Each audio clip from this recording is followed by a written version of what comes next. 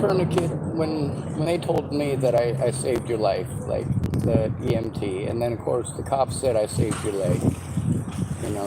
That's all stuff that it's actually reported on my channel. But the experience for you with them putting on the tourniquet, that's with you bleeding and stuff. Like if you start from the beginning.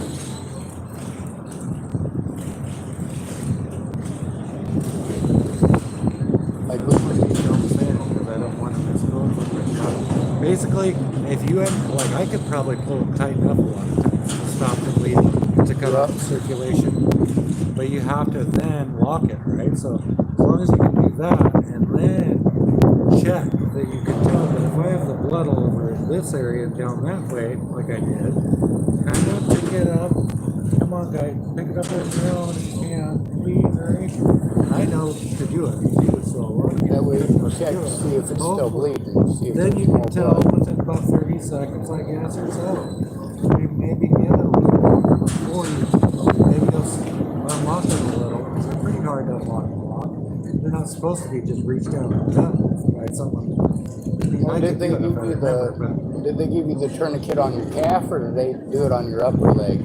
They do it right around it. You don't go far from the injury. So it's like here or whatever. Do it before, like, it has to go from your heart to it. So if it is here, don't put it here. So within like 5 inches or so. I mean, they can stop the blood flow from going around, but I mean, that's not going to be, you want to stop it before the injury. If it's up here, really, I mean, if it's like in this area, like, really got to just be doing something different than just that, I guess. Well, that would be a really bad one. They know they have them. I don't know if they had them because they didn't need them, but they could have back there. There's people in cars before the ambulance really even got to. And then you need stuff for like a suction wound. Basically, what I'm saying you had on your. If you can be as big as the cop, and he's a real strong guy that was putting it on, he tugged way hard enough to check it at the very least. It kind of hurt when he just tugged it hard enough to lock, but he doesn't pull way back here because he's smart. And then he wanted to do it 2 more times. I know then, right then and there, if I pick it up and move it, no, I gotta do this. Okay. My God, it hurt hard. How tight it was clear in the bone. Squeezed up to the bone.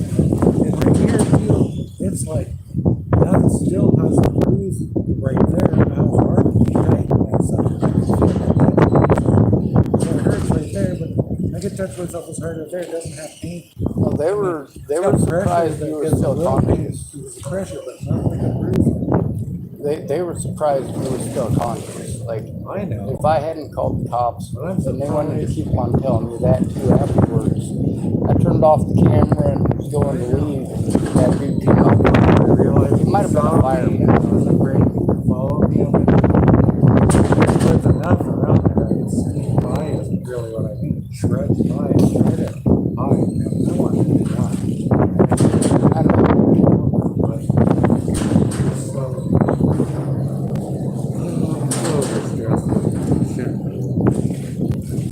But at least they saved me and I got through it where I'm not ill, not just mentally ill, but mentally ill.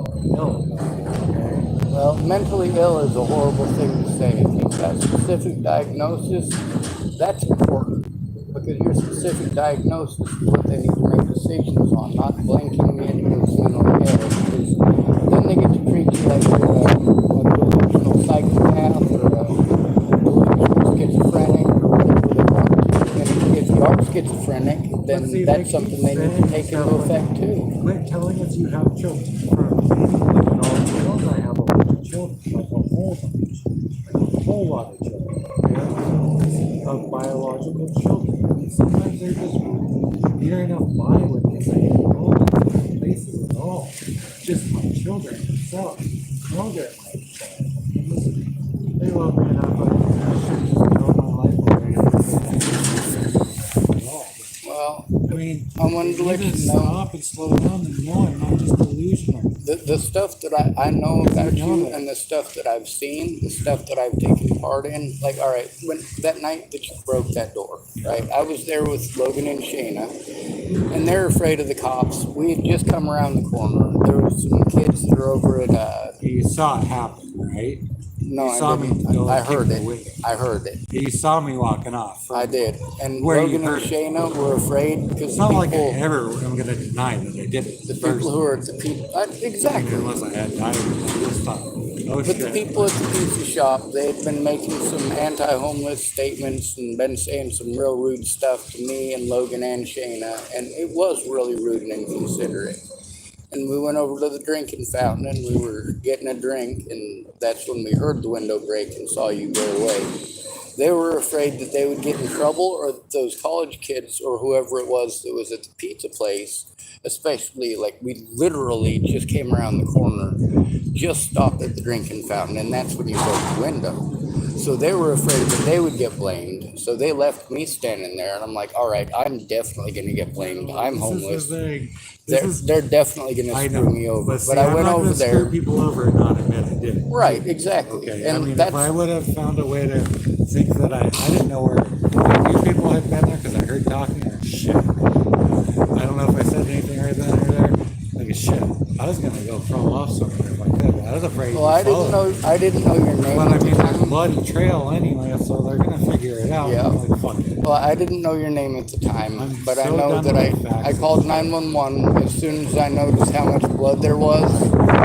And I actually thought I had seen you walking back into town, but you had actually headed the other way. See, I went up the stairs to the Yep. first road and took a left to try to think And I about thought where I you'd could taken drive a off right. in the woods. Yep. And I came back around because I thought, fuck it, I don't know. I think people saw me anyway bleeding up there or something, I forget. But I didn't want to just scare all the neighborhood people and then find me dead behind their house when I fucking thought about it. Well- But I didn't fucking want to fucking think that clearly about it. You know? I knew with them I college just sat kids, they down, were I probably figured going to call the cops. if I end up bleeding out on the light, at least I'll video what fucking and not blame anyone else for the wind in my own damn building. Motherfuckers keep saying I didn't get because I couldn't marry someone. The only thing that I never bugged me married about it someone. is that, all right, you're right across the street, literally right across the street from the police station, and instead of smashing in the police station window, I'm you not smashed letting that them one put in. in that fucking read out fucking comment of a name. In my building, they won't say anything. It's my ownership.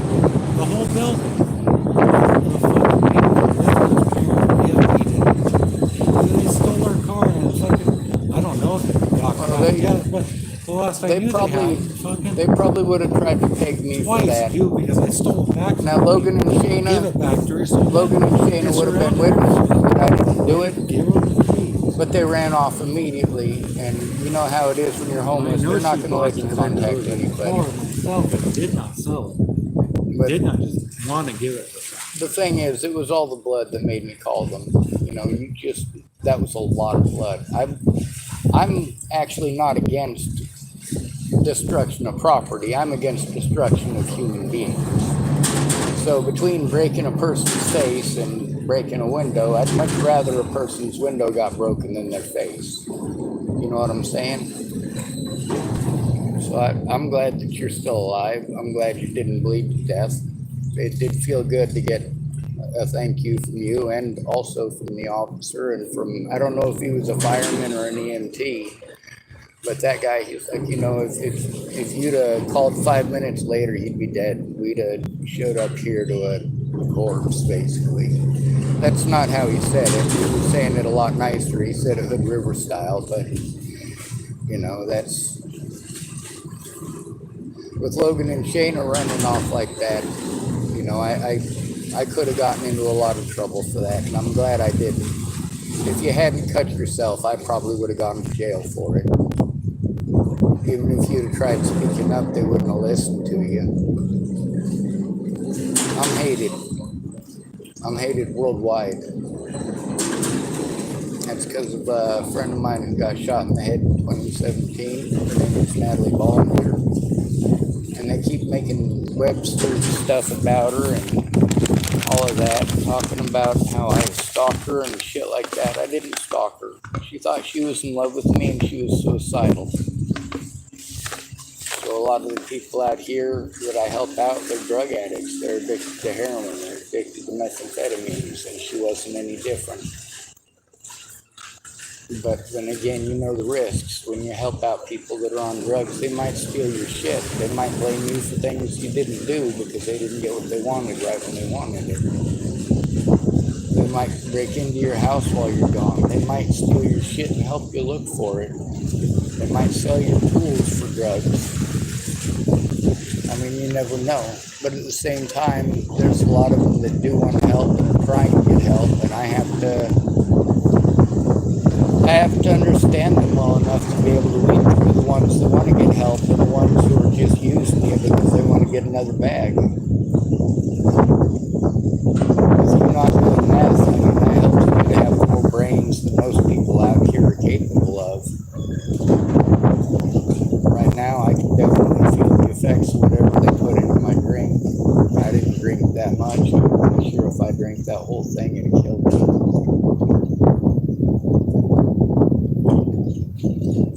You know what I'm saying?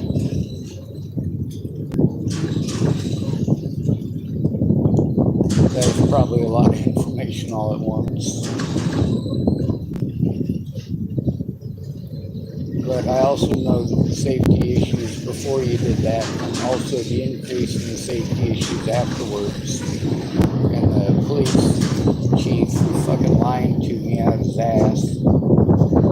I made sure I went down and talked to everybody that needed to be talked to, and I made sure I recorded when I did, because they did you wrong, same as they did Dean wrong when they took his Winnebago. Now Dean is stuck out here. When he needs something to scream at, he's not screaming at the wall in his Winnebago anymore. He's screaming at a wall out in public. And like, if you're not having a place to settle down and actually feel safe enough to let it all go for a few minutes, you know, you get overwhelmed, you scream at the top of your lungs when you're overwhelmed. Same thing with that guy with the 2 dogs. He gets overwhelmed. He's sick of it, and he just starts screaming at the top of his lungs. I've seen so many people out here that have melted down already. And then there's that, well, all 3 of those guys that are dating girls that when they don't get what they want, they accuse their boyfriends of raping them, and then the next day they're back together with them. Michael, he got punched right in his eye over that by his girlfriend's brother. He's got a set of black brass knuckles, fucking Cole cocked him right in the eyeballs. And that's the guy that gave me the Pepsi. He talked to me just a few days ago about a situation with Natalie Bollinger. Started it off being an extreme asshole, him and his friend, but then by the end of it, you know, he was, oh, well, I knew you didn't do it, and being all buddy and buddy, and the other guy was kind of standoffish. But now it's a situation where, you know, a few of the people down there threatened me. There was a couple of shoving matches, and now I don't go back there. I don't feel comfortable. You know, I don't want them doing the same shit to me they're doing to you.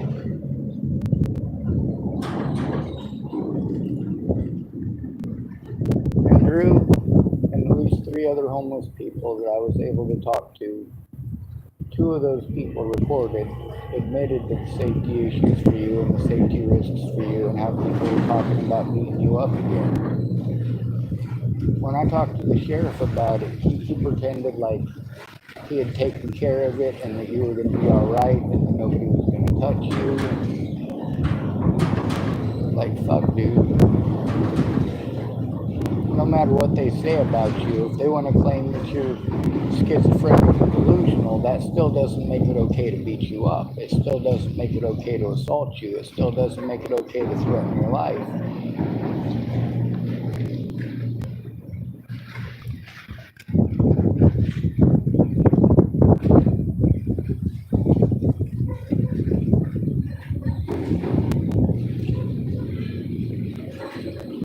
Yeah, I'm getting tired. I'm pretty sure it's meth that they put in there. I'm probably going to try to go up to the hospital and get a tox report. Make sure that's all it is. If they put fentanyl in there, they were trying to kill me. But the guy who punched Michael, the guy with the brass knuckles, he's the one that gave me that soda pop. Now, his girlfriend was saying that he raped her, and that's the reason her brother punched Michael in the eye. And then it turns out it was just BS, and that happened to 3 different guys in like a 2-week period. Now they're spray painting stuff down there that, what is it, J. Michael Cole is a pedophile and stuff like that. Like that's putting another person out here's life at risk.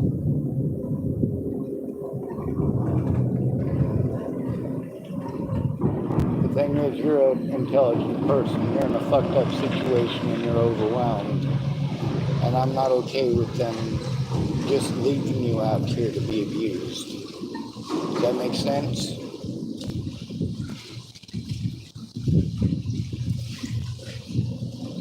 I'm not trying to lecture. I'm just saying I'm afraid for both of us.